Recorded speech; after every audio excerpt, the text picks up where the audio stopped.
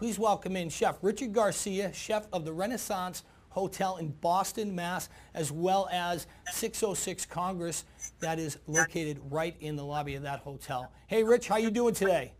Hey, how's it going, Mike? Nice talking to you. So, Rich, 606 going well. You've been there. How long you been there now? Been there almost a year now, Mike. And everything's going fantastic. I've been in the restaurant, had a phenomenal meal, But you're working strong. You're working closely with the Chefs Collaborative. I am. I've recently been named the Boston local leader, and Chefs Collaborative is just an unbelievable organization that really brings chefs together, not just here in Boston, but across the country to really try to figure out how can we source sustainably, how can we source responsibly, and at the end of the day, be able to network with each other because, everyone has so many great ideas and so many different people that they're buying from. People who are involved with Chefs Collaborative really want to share that information with other chefs and be able to get the best product on our guest tables. So how did you get into this? How walk us through your background, Rich, is how this, kind of brought you to this level of dining and working with other chefs. How'd you get involved with that? Well, at the end of the day, I've always really been focused on trying to find, local cuisine, try to always source sustainably. And when I came back to Boston in 2007 from the Virgin Islands, I really wanted to, get back into the mix. And Chefs Collaborative was really there to help me, learn what was happening here in Boston. I had been gone for a few years. And as I started to work with them from a member level, it really became apparent that this was an organization that was going to not just help me, but really continue to help other chefs around the country. So as I got more involved and started to do more events with Chefs Collaborative and really start to utilize the tools that they have for chefs, it really was something that I wanted to continue to dive into. And the more I kept with it, this about 2 or 3 months ago, I was asked by Chefs Collaborative if I would be willing to be the Boston leader and help other chefs here in Boston source sustainably. And it's just been such an awesome experience. We had our first local meeting about 2 weeks ago, had an unbelievable turnout. And really, my vision for this is that we can get chefs, not just from small independent restaurants, but chefs from other hotels, chefs from larger companies, multi-unit operations. I mean, I think Chefs Collaborative has really been viewed in the past as an organization that helps smaller restaurants and restaurants that really focus on local sourcing. But let me tell you, it's not that at all. I mean, we want to help small restaurants, big restaurants, institutions, schools. I mean, any chef or any restaurant owner who wants to learn how to source better product at the end of the day, then we're here to help. So you had mentioned one thing as you started to get involved, you started utilizing the tools. What are some of those tools that the Chefs Collaborative provides for chefs? I'll tell you, one of the most important tools for me has been a program called Green Chefs Blue Oceans. And what that is that's a course that Chefs Collaborative has created for chefs to learn about sustainable seafood. Where does the seafood come from? And it's a course that you can take online at your leisure.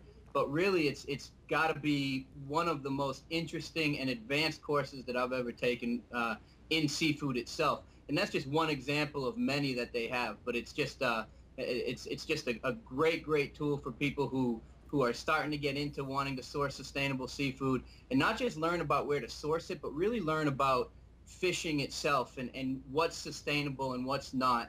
Learn about the different fishing methods. Learn about different species and why certain species are considered red listed. So it's just a great tool, and I'd recommend it to anyone who's really looking to get into sustainable seafood. Now, so it's a lot more. It's not just exchanging recipes and everything, but you're supporting. So it's a big focus on seafood. But what about other products? What about like beef and produce and those things? Oh God, well there's anything that you want to source sustainably and locally, Chefs Collaborative can help. For the past 2 years, they didn't do it this year, but for the past 2 years, we were a part of a program called the Raft Grow Out program. And essentially what that was the Chefs Collaborative group went out and sourced heirloom seeds from some as many as 100 years ago that hadn't been grown here in Massachusetts. And we got about 15, 20 chefs together, and we partnered with farms that were willing to grow this for us. And we were growing different species of produce. I mean, one that sticks out in my mind is Pharelicious lettuce, which is a speckled lettuce that was grown over 100 years ago. And it was a strain of lettuce that just hadn't been seen in such a long time. So we found a farmer that was willing to grow it. We grew the product. We agreed to buy that product from the farmers and serve it in our restaurants. So not only were we trying to bring back food traditions from over 100 years ago, but we were also trying to support the local economy and partner with farmers that were within our community and keep those dollars local. So again, it's not just about sharing recipes, like you said. It's really about becoming a network that can help everybody sustain not just the economy, but sustain the food system and be able to at the end of the day, meet other great chefs who are doing great things. So what kind of reaction are you getting from your guests? Are people coming into your restaurant specifically because you're involved in the collaborative? Well, I think these days, if you're not involved with at least some form of sustainable thinking, then you're just far behind. So I can't say that everyone comes in just because I'm involved with the collaborative, but I do think that once people find out about what the work that we're doing, I think it just becomes that much more meaningful to our guests. And then, of course, that attracts other guests who are concerned and aware of the same issue. So I like to say that people come in because we have unbelievable food, and then when they start to ask questions, and when I get the opportunity to go out to the table and talk to them, we can really dive deeper into Chefs Collaboratives and other programs that we're working on. Nice. So part of that too is another program that you're working on that you're heavily involved in as well, and I think you're one of the first chefs in the Boston area to do this, is Trace and Trust. Tell us about Trace and Trust. Well, this is something that I'm extremely excited about. Trace and Trust is a traceability tool. So Trace and Trust is not it's not a company that sells fish. Trace and Trust is a system that was developed to trace your seafood from the water to your plate with as much transparency as possible. One of the pioneers of this from the seafood side has been a company called Wild Roadie out of Point Judith, Rhode Island.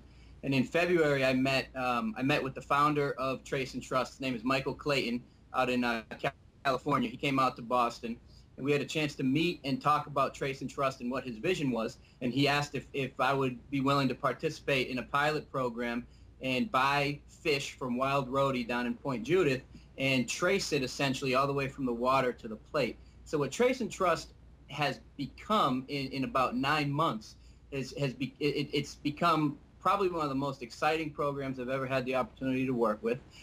We literally are able to get a phone call, text message, or email from the fishermen themselves when they're getting ready to leave the dock.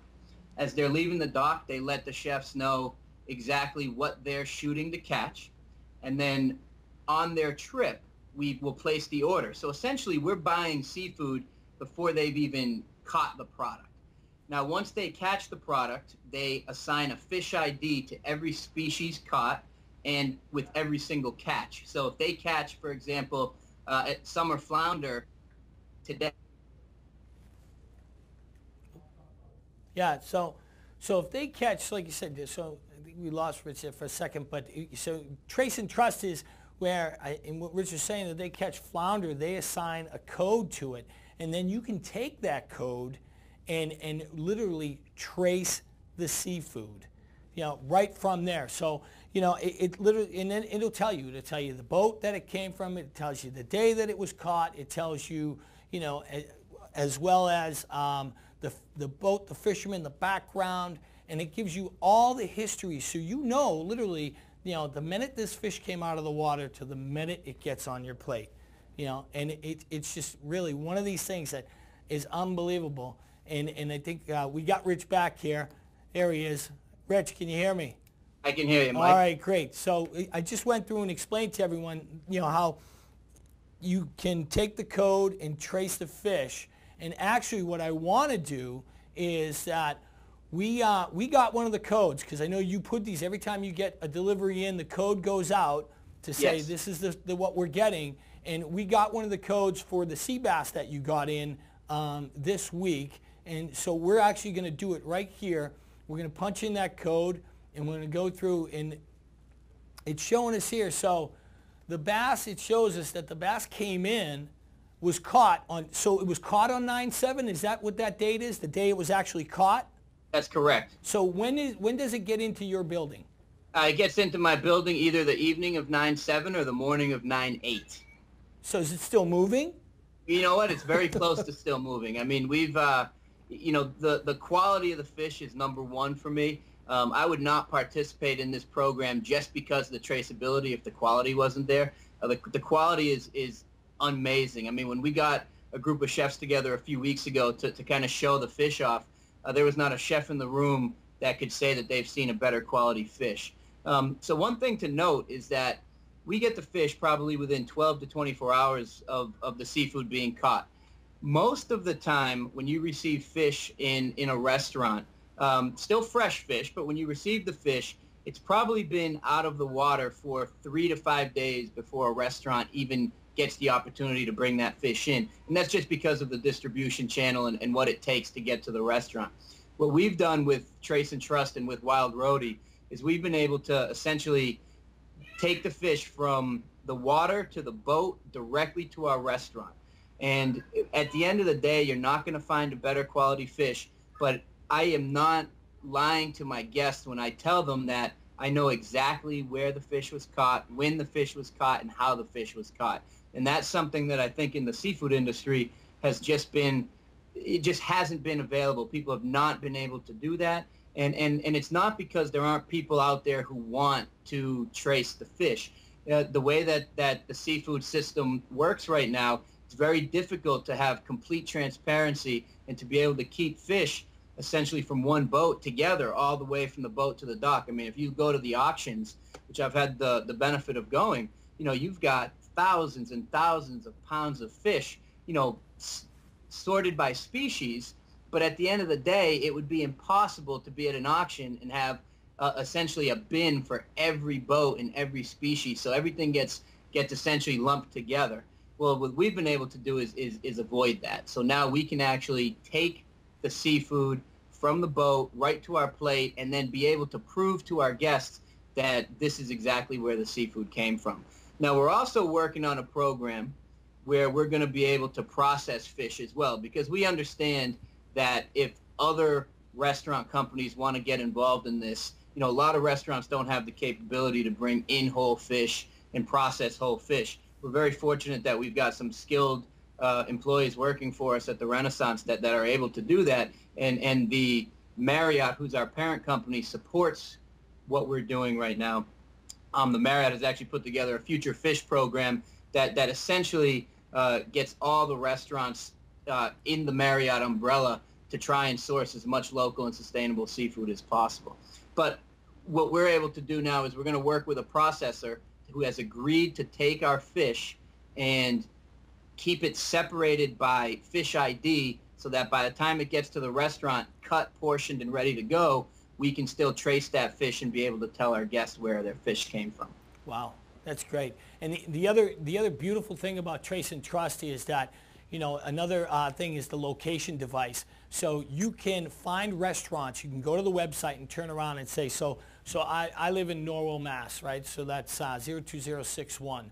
So if I type in, I say, hey, you know, I feel like seafood tonight, I can type this in and then literally, look at this, it lists every restaurant, what they brought in, when they brought it in. So I can look at this list and say, hey, I really love this species of fish. Let's go to this restaurant because this is where they caught it and it came in and it's so fresh, it's just going to be unbelievable. So another fantastic thing there.